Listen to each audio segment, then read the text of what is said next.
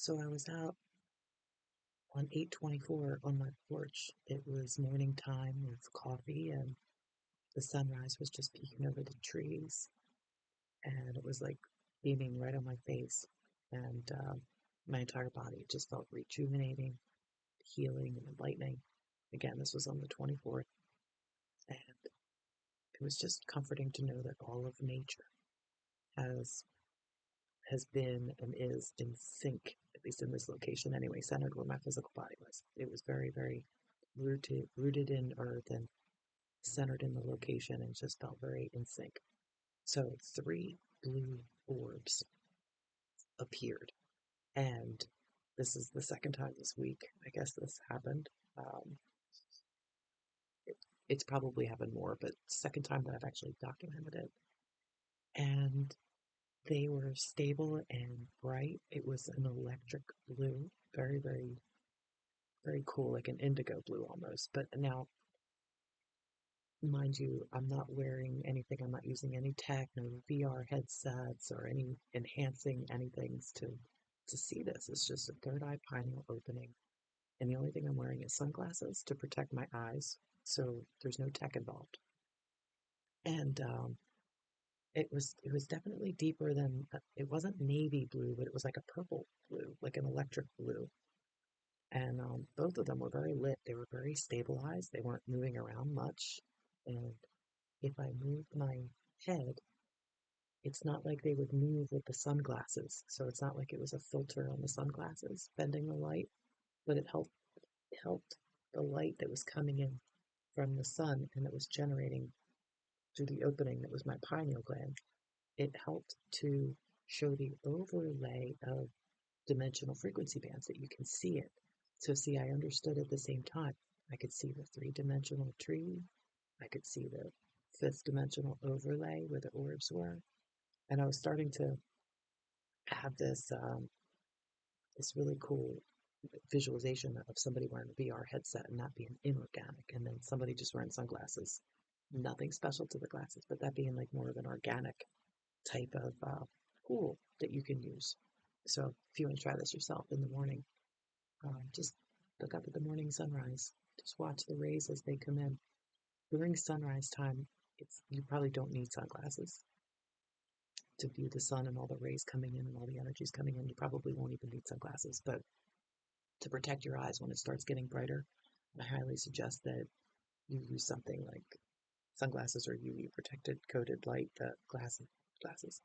So anyhow, um, once I kind of understood what was going on, I could tell that there was various overlays.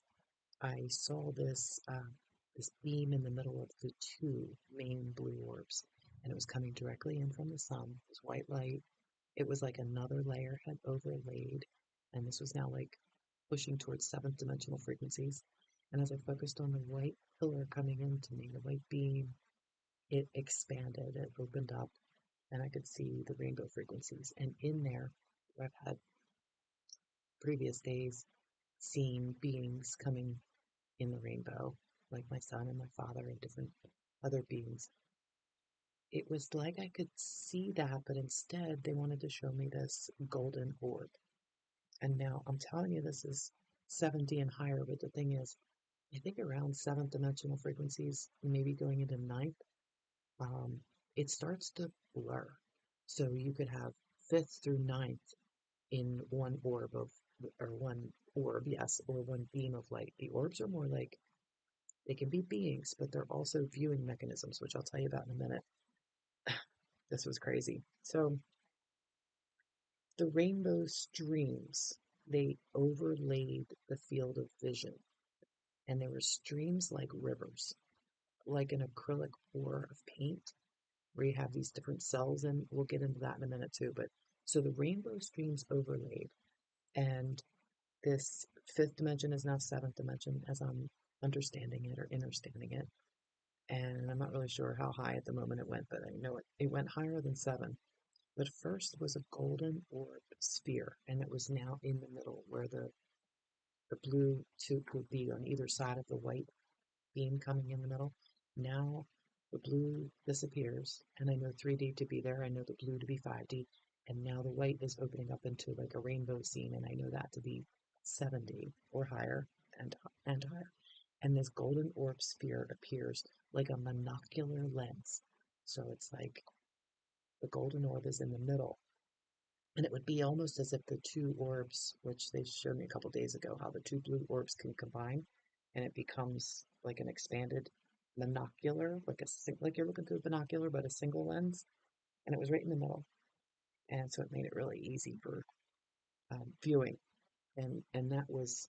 I knew them to be, that's where the visions were going to be taking place again, because this is how it's been this week. So this is where my quantum sight has been evolving too, so it's been pretty interesting, but it was huge.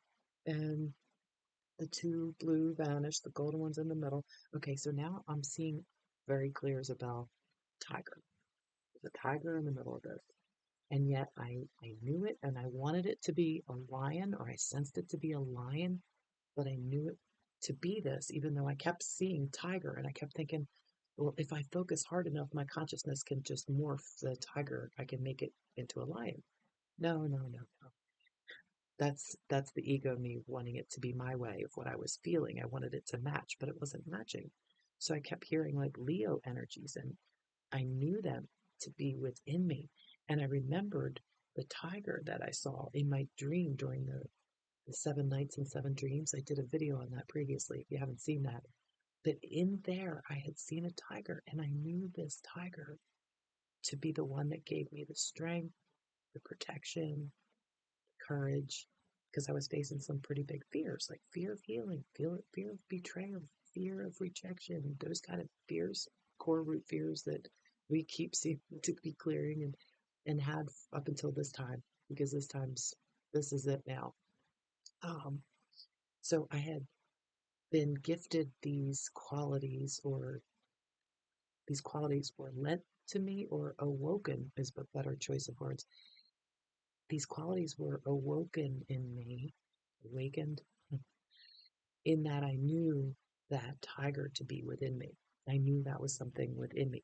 And right as I remembered all the lessons from this dream, all the lessons of the conquering those fears with the strength, protection, and courage, um, those lessons, they morphed. So, like, as soon as I realized it was within me, it changed into a lion. And now I'm seeing this lion stand up and kind of give me the almost like a nod, a nod of acknowledgement, or like a nod of, oh, you got it now, something like that. It's in you. Okay, I can leave now. So as the lion's leaving, I knew him to be my inner Lyran, but it was weird because it felt like the tiger became the lion, or maybe the two of them merged somehow, or the strength and protection. Maybe one was a female, one was a male aspect. I don't know, but I'm still integrating that.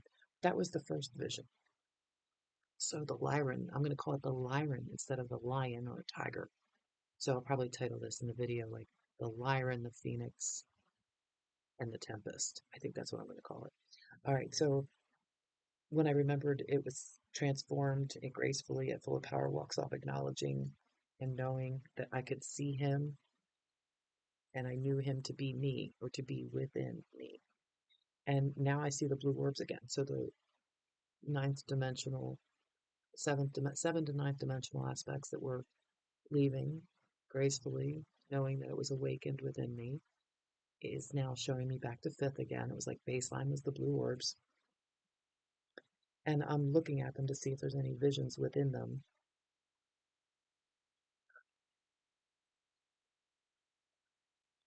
But they were definitely coming from a higher frequency than the blue orbs, the golden ones. So anyway, I am drawn into I see another golden orb. I'm drawn into this golden orb. And right away, I see a shadowy figure. It's like the bottom portion, like the bottom 10% might have been the ground, but I could see like a total shadowy figure. And I say shadow because it was all darkened out. It was the shadow of something, but I knew right away. I knew it to be my warrior self. I could see the long flowing hair, almost like in the wind when you see a proud warrior standing. You could see the arrow weapon kind of thing, sword, whatever, hang in the back, and the hair flowing, and the clothes that were draped on me, they were flowing.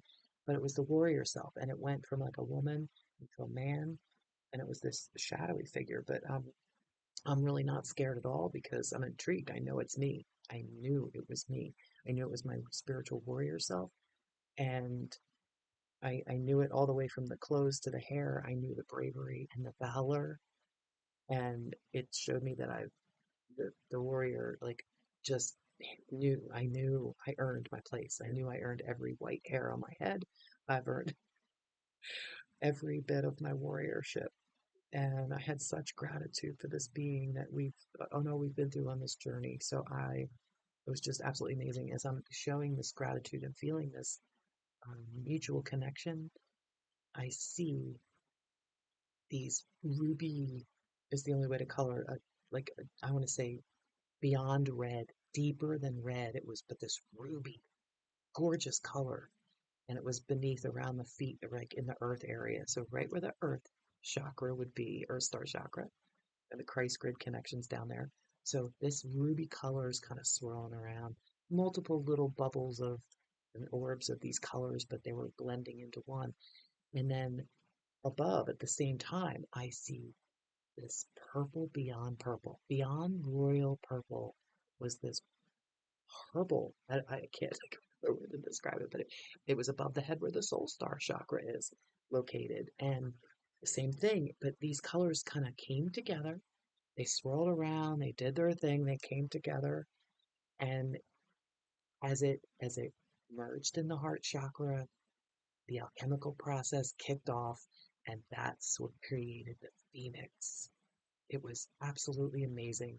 I've been teaching for a couple years now about the earth chakra and the soul star chakra balancing, and it creates a bubble of protection around you. That's the polarities of the bubble of protection that goes around your natural toroidal field, your field of light. You have many fields, but in the energetic field of light in your aura, and there's a tube of light, and you have toroidal fields that connect through all the grid. Anyway, so the balancing bubble of protection around you is from the earth chakra and the soul star chakra balancing with each other, just like the crown and the root balance with each other, and the pineal gland and the sacral balance with each other, the throat and the solar plexus balance with each other, and the heart's the middle.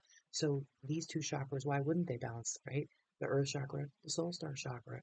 It was this ruby and royal, beyond royal purple balancing.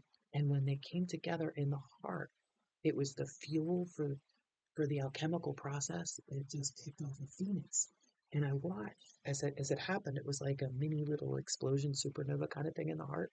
And as this happened, from the bottom up, you could see ashes, not ashes, like embers, like the phoenix, but it was consuming itself. It wasn't burning into nothingness. It was burning into like a teleportation kind of thing. So it was like it was going somewhere. It was heading out. So it's burning up, and you could see the like disappearing, like a magic trick, right? From the feet up. And as it's doing this, it kind of gets up to the where the face is, where I would see. And it just wanted to make sure and know that I acknowledged and said, like, yes, I know you are me, like you are within me, I guess, something like that. So it disappeared. It teleported out. It was like the alchemical process was triggered by the earth chakra and the soul chakra, soul star. So meditate on those two chakras if you haven't yet, because that's, for me, what created the alchemical process in the heart was those two chakras balancing with themselves. And it was definitely an epic phoenix proportion. It was a fire being, and it was unleashed from the bottom up. So that was two. That was amazing. And we all know too, we bring in the violet flame, we use that alchemical process to transmute negativity. Well, now it's time to transmute ourselves, right? I'm saying ourselves, if you can get something from this, if you're at this stage of your process and this is what you need, I hope this helps. But we're going to keep going because there was one more in this trinity. And what a perfect day to record this video. I hope I get this up to for you guys the same day I'm recording it, but I'm recording it on Monday the 26th, which is the 3rd of the 888 days, the third of the Trinity of the triple eight infinity. It's amazing. The timing is just crazy. Um, okay, so here we go with the third part, the Tempest. You're going to love this part. So the rainbow fields were continuing on, and I was telling you earlier, think of like an acrylic paint pour where you pour down the paints, and when they show those cell activators and you see all those little cells or bubbles come up in the acrylic paint.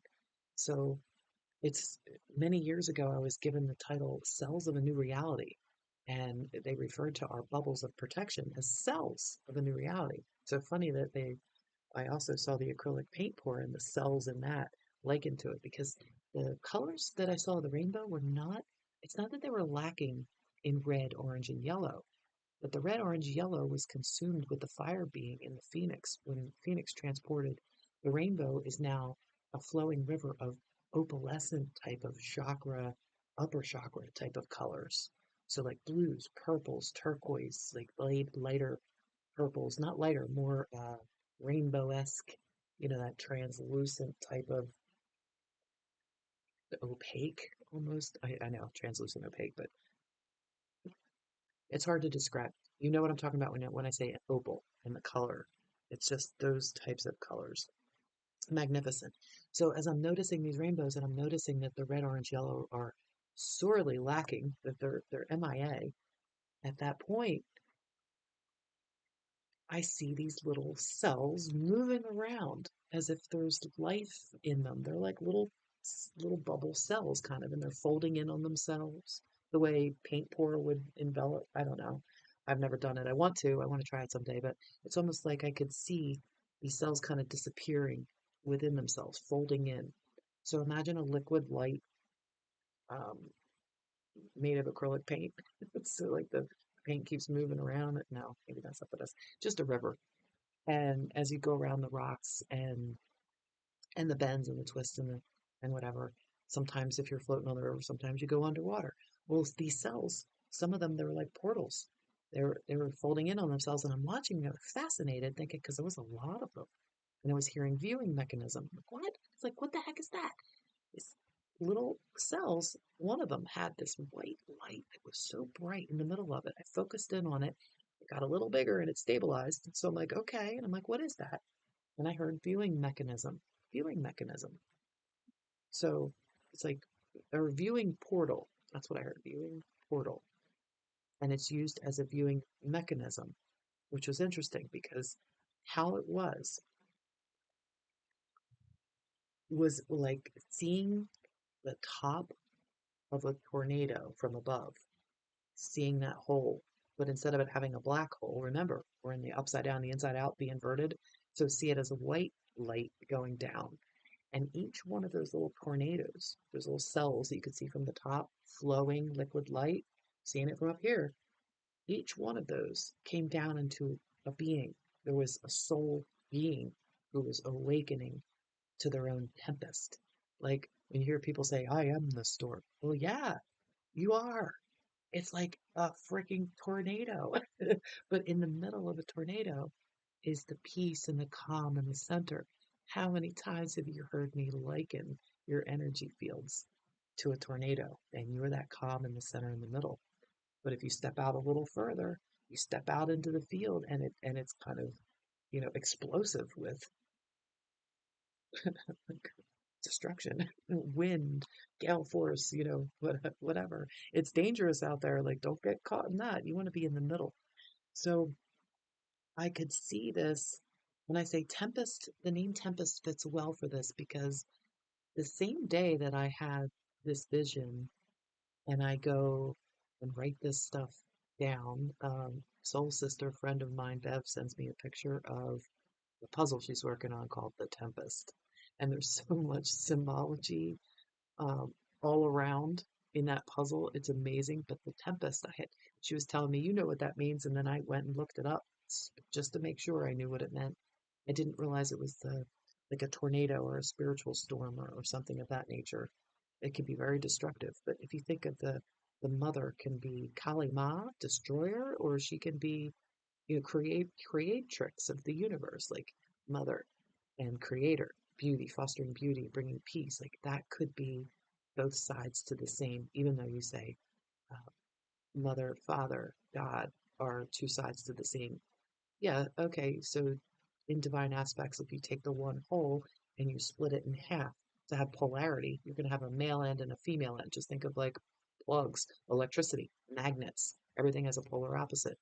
So you can think of it that way. But the mother itself can be mother destroyer, mother creator. So every aspect has to balance with itself, and that's you in a body.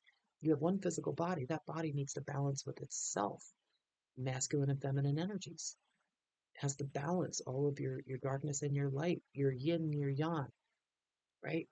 Yang, your polarities. You balance all of it, and you have multiple polarities. It's not just up top. Yes, it is all one. It is all you. But that's what you come to see. These viewing mechanisms could be called flying eyes in Native American, or it could be like psychic sight, or second sight, or remote viewing, or whatever. You put whatever name and label you want on it, but it's a spiritual gift. It's your third eye. It's spiritual sight. It's seeing. It doesn't mean because it's spiritual that that doesn't apply to you. It's actually more of reality, seeing a broader spectrum than just the visible light spectrum. Visible light spectrum that you only see this tiny, tiny, tiny little Roy G. Biv rainbow of colors. Okay, expanding that to the multi-dimensional being that you are. So you are. That's if you're just your body.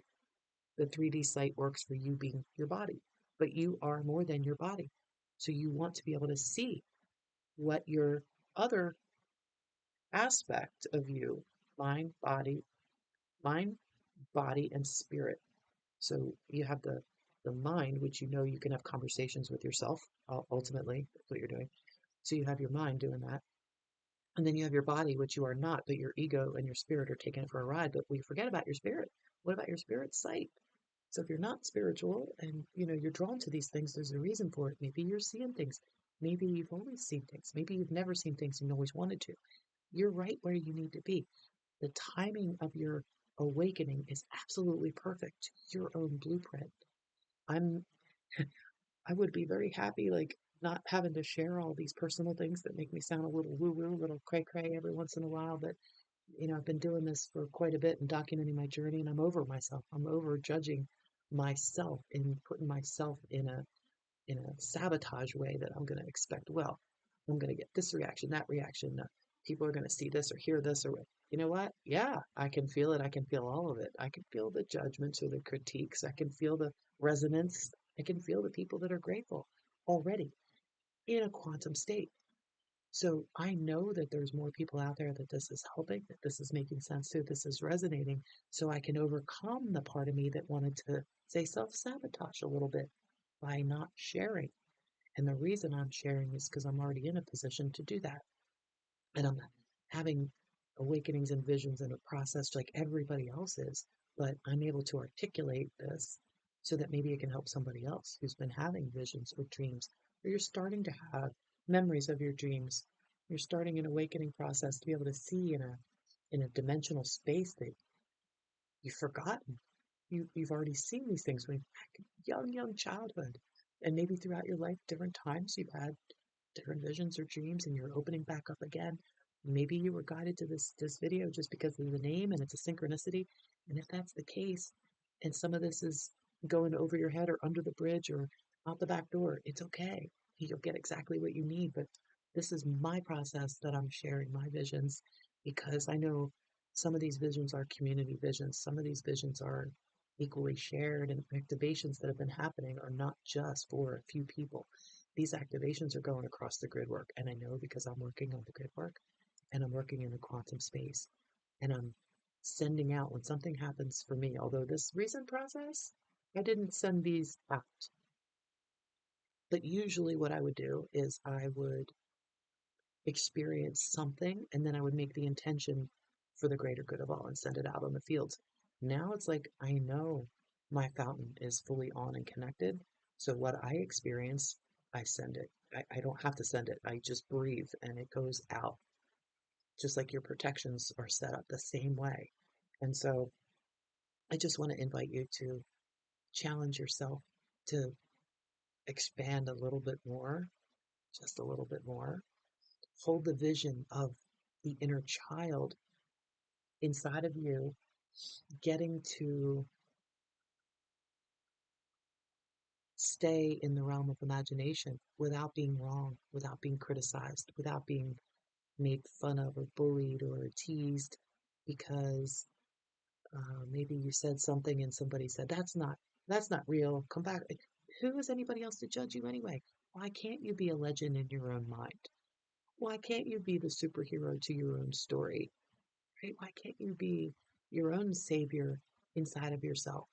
We all need to just stop judging other people for what they're choosing to do and look at ourselves.